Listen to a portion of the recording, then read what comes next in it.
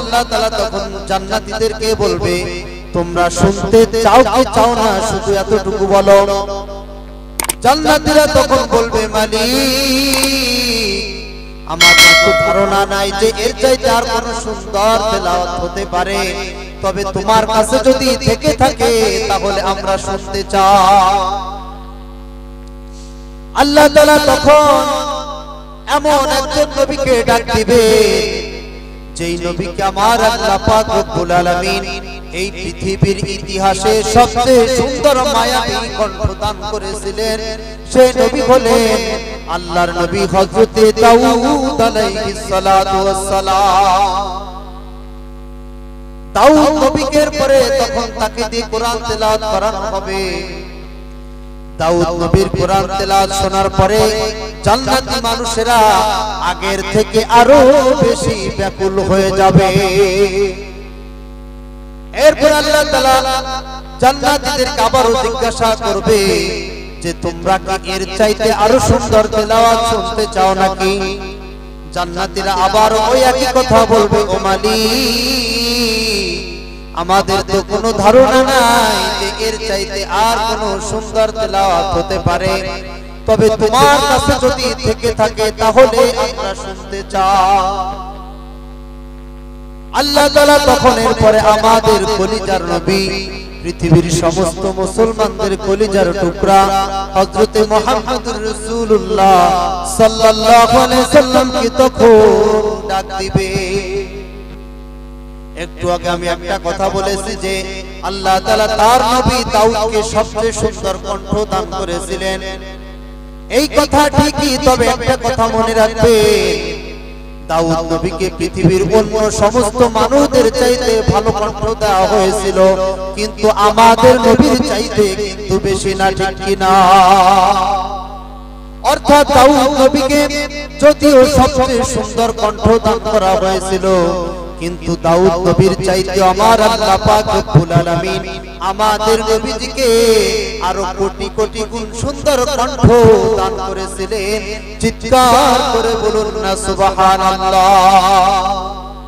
যেমনি ভাবে আমার আল্লাহ পাক রব্বুল আলামিন ইউসুফ নবীকে সবচেয়ে সুন্দর চেহারা দান করেছিলেন, কিন্তু আমাদের নবীর চাইতে কিন্তু বেশি না, ঠিক কিনা? আল্লাহ পাক রব্বুল আলামিন ইউসুফ নবীকে এত সুন্দর চেহারা দান করেছিলেন যে মিশরের মহিলারা একদিন ফল কাটতেছিল আর ইউসুফ নবীর চেহারার দিকে তাকিয়েছিল। তখন মিশরের মহিলারা ফল কাটতে কাটতে তাদের হাত কেটে ফেলে দিয়েছিল, কিন্তু তাদের কোনো হুঁশও ছিল না যে তারা কি ফল কাটতেছে না তারা তাদের হাত কাটতেছে। এত সুন্দর চেহারা আল্লাহ পাক রব্বুল আলামিন ইউসুফ নবীকে দান করেছিলেন। তো আমার আল্লাহ পাক রব্বুল আলামিন আমাদের নবীকে কিন্তু এর চাইতে আরো সুন্দর চেহারা দান করেছিলেন। হযরত আয়েশা সিদ্দিকা রাদিয়াল্লাহু তাআলা আনহা হাদিসের মধ্যে বলেছেন যে মিশরের যেই সমস্ত মহিলারা ইউসুফ নবীর চেহারা দেখে তাদের হাত কেটে ফেলে দিয়েছিল, ওই সমস্ত মহিলারা যদি আমার স্বামীর চেহারা অর্থাৎ মুহাম্মদুর রাসূলুল্লাহ সাল্লাল্লাহু আলাইহি সাল্লামের চেহারা যদি দেখতে পেত, তাহলে তারা শুধু তাদের হাত নয় তাদের কলিজা পর্যন্ত কেটে ফেলে দিত। চিৎকার করে বলুন না সুবহানাল্লাহ। তো আমাদের নবীজির পরে তেলাওয়াত করবে, আমাদের নবীজির কোরআন তেলাওয়াত শোনার পরে জান্নাতি মানুষেরা আগের থেকে আরো বেশি ব্যাকুল হয়ে যাবে। এরপর আল্লাহ তাআলা আবারো প্রশ্ন করবে, ও জান্নাতীরা তোমরা কি এর চাইতে আরো সুন্দর তেলাওয়াত শুনতে চাও নাকি? জান্নাতীরা তখন বলবে, মালিক আমাদের তো কোনো ধারণা নাই যে এর চাইতে আর কোনো সুন্দর তেলাওয়াত হতে পারে, তবে তোমার কাছে যদি এর চাইতে আর কোনো সুন্দর তেলাওয়াত থেকে থাকে তাহলে আমরা শুনতে চাই। আমার আল্লাহ পাক রব্বুল আলামিন তিনি তখন নিজের কণ্ঠে তিনি তার জান্নাতি বান্দাদেরকে পবিত্র কোরআনের সূরা আর রহমান থেকে তেলাওয়াত করে শোনাবেন চিৎকার করে বলুন না সুবহানাল্লাহ আর আমার আল্লাহ পাক রব্বুল আলামিন যখন তিনি তার নিজের কণ্ঠে জান্নাতি বান্দাদেরকে কোরআন তেলাওয়াত করে শোনাবেন এই তেলাওয়াত এতটা মধুর হবে যে জান্নাতের সমস্ত নিয়ামত যদি এক জায়গায় রাখা হয় আরেক জায়গায় যদি আমার আল্লাহ তাআলার কণ্ঠের তেলাওয়াতকে রাখা হয় তাহলে জান্নাতের সমস্ত নিয়ামতের চাইতে আমার আল্লাহর কণ্ঠের তেলাওয়াত তখন কোটি কোটি গুণ বেশি সুন্দর হয়ে যাবে চিৎকার করে বলুন না সুবহানাল্লাহ তো ভাইরা আমার জাহান্নাম সম্পর্কে যে কথাগুলো বলেছি এবং জান্নাত সম্পর্কে মাত্র একটা হাদিস বলেছি জাহান্নাম সম্পর্কে প্রথমে আমি যে কথাগুলো বলেছি এই জাহান্নামের শাস্তি আমাদের কারো পক্ষে কি সহ্য করা সম্ভব বলেন কারো পক্ষে সহ্য করা সম্ভব আর জান্নাত সম্পর্কে হালকা কিছু যা বলেছি এই জান্নাতের নিয়ামত এতটা সুন্দর যে কোন ব্যক্তিকে যদি দুনিয়ার বুকে একবার যদি জান্নাতের দৃশ্য দেখানো হতো ওই ব্যক্তি কোনোদিন আর একটা গুনাহ করার ইচ্ছাও করতে পারত না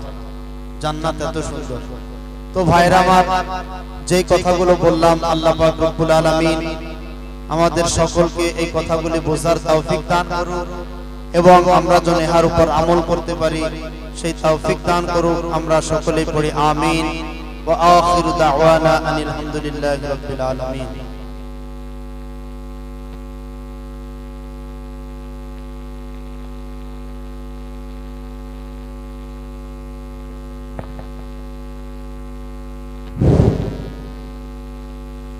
या नबी सलाम अलैका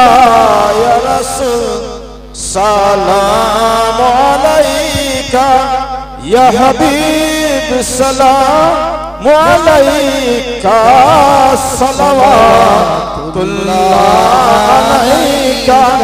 हबीबी या रसूल अल्लाह रहमान रहीम जिनी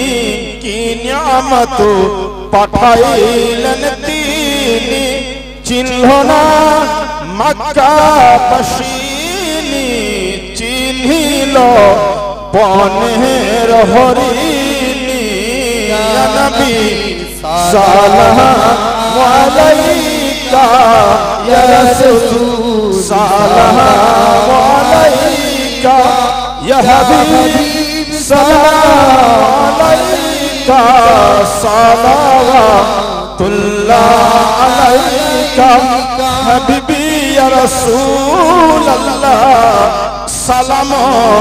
नबी गणों के सलाम साहबी गणों के सलाम ओली गणों के सलाम इमाम अहमद रजा के या नबी सलाम अलैका या रसूल सलाम अलैका या हबीब सलाम अलैका सलवातुल्लाह अलैका अस्सलामु अलैका या रसूलल्लाह व अलैका सल्लल्लाहु अलैहि वसल्लम बल्लल्लाहु अलैका मलिक शरफ जमानी